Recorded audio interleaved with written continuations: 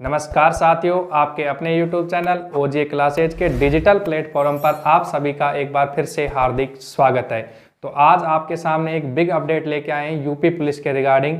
जो भी students UP police की तैयारी कर रहे थे, काफ़ी दिनों से वैकेंसी का वेट कर रहे थे कि आखिरकार टोटल वैकेंसी कितनी आने वाली है, कब से फॉर्म भरे जाएंगे, तो उन सब की बातों का आज जिक्र होगा क्योंकि नोटिफिकेशन आ चुका है, उसमें वैकेंसी भी आ चुकी हैं। तो हम बात करेंगे कि टोटल कितनी वैकेंसी रहने वाली है, कब से फॉर्म भरे जाएंगे, कब तक भरे जाएंगे, एज कहां से काउंट की गई है, सिलेबस क्या रहेगा, कब तक एग्जाम होने की संभावना है, इन सब चीज़ों पे हम बात करने वाले हैं। इसलिए वीडियो में अंत तक ज़रूर बने रहिएगा और अगर आप चैनल पर नए हैं तो हमारे चैनल को ज़रूर सब्सक्राइब कर ले, जिससे नेक्स्ट वीडियो आप तक आसानी से पहुँच सके। ठीक है, तो स्टार्ट करते हैं वीडियो को। अगर आप ये वीडियो कंप्लीट देख लेते हैं तो इसके बाद में कोई भी वीडियो आपको देखने की ज़रूरत नहीं पड़ेगी। किसके रिगार्डिंग? यूपी पुलिस के रिगार्डिंग। ठीक है, ऐतिहासिक वैकेंसी है क्योंकि आज तक इतनी वैकेंसी, चाहे कोई भी स्टेट हो, यूपी हो, राजस्थान हो, बिहार हो, कहीं पर भी इतनी वैकेंसी, बम्पर वैकेंसी कभी आज तक साथियों देखने को नहीं मिली है। इसलिए एक सुनहरा अवसर है यूपी वालों के लिए, तो विशेषकर बहुत ही ज़्यादा सुनहरा अवसर है। तो आइए स्टार्ट करते हैं। टोटल वैकेंसी है 60,244, जैसा कि आप स्क्रीन पे देख पा रहे हैं। ठीक है, बात करते हैं। अब देखिए, सबसे पहले हम वैकेंसियों को देखते हैं। तो इसमें जो वैकेंसियों को जिक्र किया गया है, सबसे पहले अनारक्षित यानी कि जनरल के लिए जो वैकेंसी रहने वाली है 24,102 वैकेंसी।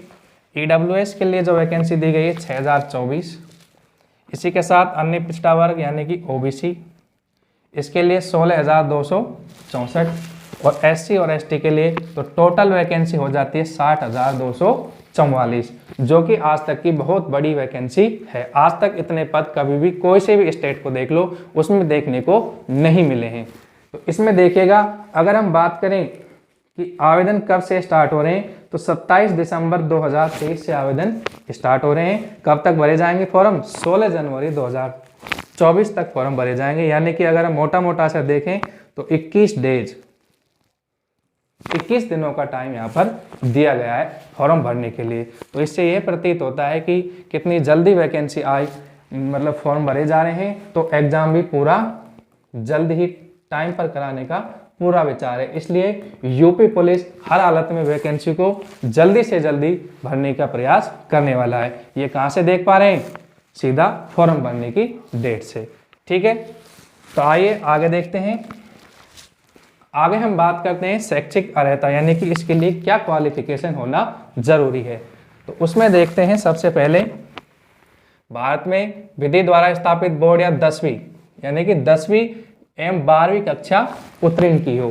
कौन कौन सी? 10th और 12th क्या होना चाहिए? कैंडिडेट पास होना चाहिए। ठीक है, तो 10th और 12th का इसके लिए रखा गया है। इसके बाद में अगर हम बात करें एज की बात कर लेते हैं। इसमें अक्सर स्टूडेंट कंफ्यूज थे कि एज की गणना कहाँ से की जाएगी। ठीक है, मैं और एज हुआ हूँ या नहीं हुआ हूँ, तो इसके बारे में हम बात करते हैं। सबसे पहले देते हैं मेल कैंडिडेट के लिए। तो मेल के लिए जो आयु ली गई है 1/7/2023 को 18 वर्ष की क्या हो गई हो? आयु कंप्लीट हो गई हो और 22 वर्ष की आयु प्राप्त न की हो। ठीक है, उसके बाद में अर्थात अभ्यर्थी का जो जन्म है वो 2 जुलाई 2001 से पूर्व का नहीं होना चाहिए तथा 1 जुलाई 2005 के बाद का नहीं होना चाहिए। यानी कि 18 से 22 की एज ली गई है। और डेट की बात करें तो साथियों आप याद रखिए, 2 जुलाई 2001 से क्या पहले का नहीं होना चाहिए, प्लस 1 जुलाई 2005 के बाद का नहीं होना चाहिए। ठीक है, ये तो हुआ मेल कैंडिडेट्स के लिए। अब हम देखते हैं फीमेल का। तो महिला के लिए बताया गया है कि 1 जुलाई 2023 को 18 वर्ष की आयु प्राप्त कर ली हो और 25 वर्ष की आयु प्राप्त न की हो, यानी कि 18 से 25 का लिया गया है। अर्थात अभ्यर्थी का जन्म 2 जुलाई 1998 से पहले का न हो, 1 जुलाई 2005 के बाद का न हो। ये तो हो गया जनरल के लिए। ठीक है, उसके बाद में अगर हम देखें अन्य पिछड़ा वर्ग ओबीसी, एसटी, एससी, जो कि वहाँ उत्तर प्रदेश के मूल निवासी हो, उनके लिए आरक्षण में जो कैटेगरी वाइज छूट जाती है वो यहाँ पर छूट दी जाएगी। ये हुई एज की बात। ठीक है, नेक्स्ट चलते हैं। नेक्स्ट हम देखते हैं लिखित परीक्षा के बारे में। साथियों सबसे पहले यहाँ पर आपको देखने को मिलेगा रिटन एग्जाम, ठीक है,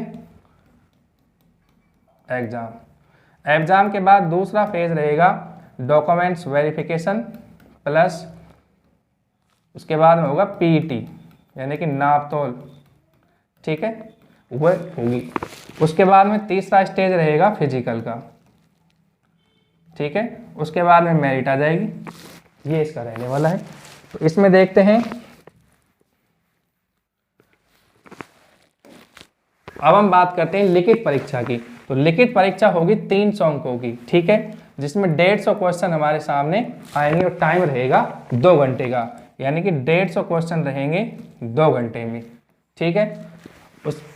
उसके बाद में नेगेटिव मार्किंग का देखिए 0.5 यानी कि एक क्वेश्चन है 2 नंबर का, ठीक है। तो 150 क्वेश्चन हो जाते हैं 300 नंबर के, ठीक है, और नेगेटिव मार्किंग रहेगी 1/4।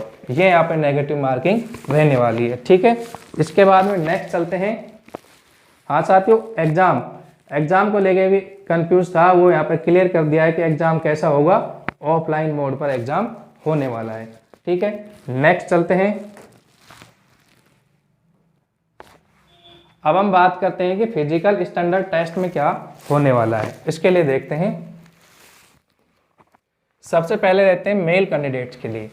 मेल के लिए वही ऊंचाई 168 सेंटीमीटर होनी चाहिए, ठीक है, और ST के लिए छोटा है 160 सेंटीमीटर। चेस्ट की बात की गई तो 79 से 84 के लिए, ठीक है।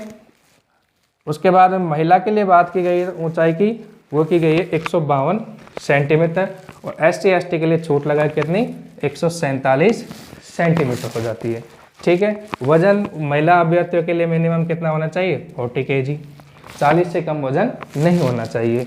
ये हो गई किसकी बात, PST की। इसके बाद में नेक्स्ट चलते हैं। अब हम बात करते हैं शारीरिक दक्षता परीक्षा यानी कि PET की।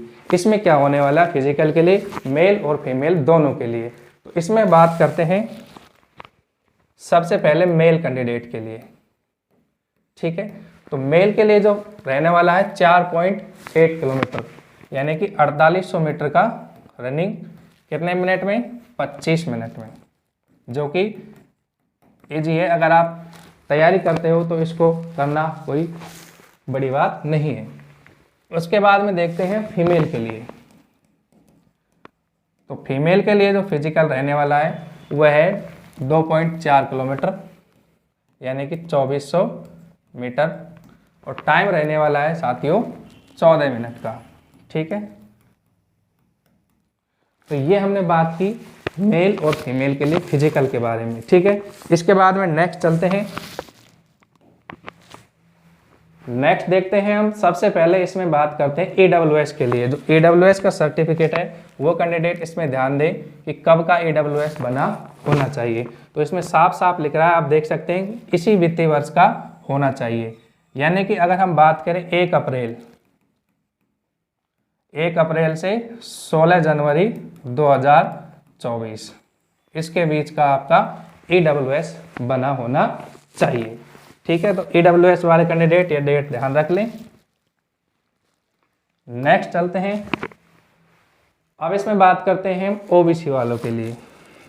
OBC के लिए जो सर्टिफिकेट है उसके रिगार्डिंग क्या बताया गया है, तो उसका भी बताया गया है 1 अप्रैल 2024 या उसके बाद का, किंतु इस भर्ती हेतु निर्धारित आवेदन करने की अंतिम तिथि तक का निर्गत होना चाहिए। यानी कि इसी में ही वही बताया गया है क्या कि 1 अप्रैल 2023 से जो 16 जनवरी है 2024 इसके बीच का ही OBC का बना होना चाहिए, ठीक है। इसके बाद में नेक्स्ट चलते हैं। ये साथियों पहली बार इसमें देखने को मिला है, इसलिए इस पर आप गौर करिएगा। डिजी लॉकर, ये क्या बताया गया है इसके बारे में देखते हैं कि अभ्यर्थियों से अपेक्षा की जाती है कि वे आवेदन पत्र के साथ संलग्न किए जाने वाले शैक्षिक आरक्षण संबंधी, आयु में छूट संबंधी तथा अन्य सभी प्रमाण पत्र जो कि डिजी लॉकर पर उपलब्ध हो उन्हें डिजी लॉकर के माध्यम से ही अपलोड करें। यानी कि इनमें से जो भी डॉक्यूमेंट्स आपके पास डिजी लॉकर पर अवेलेबल हैं वो आप डिजी लॉकर से ही क्या करें, अपलोड करें। और जो प्रमाण पत्र डिजी लॉकर पर उपलब्ध नहीं हो उनकी प्रति स्कैन कर क्या करें, अपलोड करें। इसकी आप बिल्कुल भी टेंशन ना लें, जब फॉर्म स्टार्ट हो जाएंगे हम उसके ऊपर एक वीडियो बनाएंगे, तो आप उस वीडियो को देखने के बाद ही फॉर्म को अप्लाई करें, ठीक है। नेक्स्ट है, आप देख सकते हैं फोटो और साइन के लिए, जैसा कि इसमें लिखा हुआ है 20 से 50 KB के बीच में अपनी फोटो होनी चाहिए, साइन जो होने चाहिए 5 KB से 20 KB के बीच में होने चाहिए, जो कि एक नॉर्मल बात है। इसके बाद में नेक्स्ट चलते हैं सिलेबस की ओर। तो सिलेबस में आखिरकार क्या आने वाला है, सिलेबस वही सेम है, मैथ, रीजनिंग, जीएस और हिंदी, 4 सब्जेक्ट इसमें आने वाले हैं। तो इसमें देखते हैं कि जो मैथ है इससे 18 से 20 क्वेश्चन हमेशा आते हैं, यानी कि 18 से कम नहीं होते, 1-2 क्वेश्चन ऊपर नीचे हो जाता है। उसके बाद में रीजनिंग से क्वेश्चन देखने को मिलते हैं 55। जीएस की बात करें तो 38 क्वेश्चन देखने को मिलते हैं और हिंदी का वेटेज है इसमें 37 क्वेश्चन, ठीक है। तो ये हो जाते हैं 150 क्वेश्चन, ठीक है।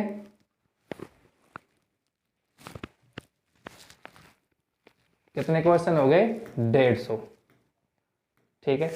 मार्क्स रहेंगे 300 मार्क्स का पेपर होने वाला है, जो कि ऑफलाइन मोड पर होगा, ये भी बताया जा चुका है, जो कि नोटिस में दिया हुआ है, ठीक है। इसके बाद में इसमें जो नेगेटिव मार्किंग रहने वाली है वो भी आपको बता दिया कितनी रहेगी, 1/4 नेगेटिव मार्किंग रहने वाली है, ठीक है। तो ये चारों सब्जेक्ट आप कंटेस्ट कर लीजिएगा,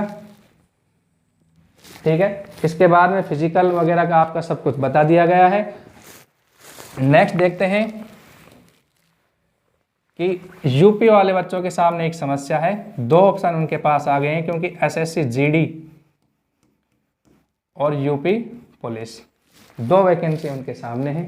तो एसएससी जीडी की अगर बात करें तो एसएससी जीडी में अगर स्टेट वाइड वैकेंसी की बात करें तो करीब 2500 के पास वैकेंसी है, लेकिन यूपी पुलिस में आप देख सकते हो कितनी बम्पर वैकेंसी है। तो मैं तो अगर मेरी बात माने तो मैं तो एडवाइस दूंगा कि आप यूपी पुलिस की तैयारी करो, नहीं कि एसएससी जीडी की, क्योंकि यहाँ पे बहुत ज़्यादा वैकेंसी, यहाँ पे चांस ज़्यादा बनते हैं बजाय एसएससी जीडी के, क्योंकि इसमें वैकेंसी स्टेट वाइज अगर देखी जाए वैसे तो 26,000 के आसपास है, और एग्जाम भी आपको पता है कि 20 फरवरी से इनके एग्जाम होने वाले हैं। जबकि इस एग्जाम के अगर यूपी पुलिस का एग्जाम की अगर हम बात करें तो इसका जो चल रहा है 11 फरवरी से चल रहा है, लेकिन हो सकता है कि थोड़ा डिले हो जाए, क्योंकि इतना फास्ट एग्जाम करा भी दे, लेकिन आपको जो तैयारी करनी है उसी डेट को मान के करनी है। हो सकता है 8 से 10 दिन लेट हो जाए, लेकिन वो आपको ध्यान में नहीं रखना है, आपको अपनी तैयारी को बेहतर करना है। तो उम्मीद करता हूँ आपको सारी चीज़ें बता दी गई होंगी, और फॉर्म के लिए आपको बता दिया है कि जब तक हम वीडियो नहीं डालें आप फॉर्म के लिए अप्लाई नहीं करें, क्योंकि कहीं पर कोई गलती हो गई तो उसके जिम्मेदार आप रहेंगे। जैसे ही फॉर्म स्टार्ट होंगे हम आपको एक वीडियो डालेंगे कंप्लीट, उसमें पूरी प्रोसेस आपको बताई जाएगी, तभी आप फॉर्म भरें।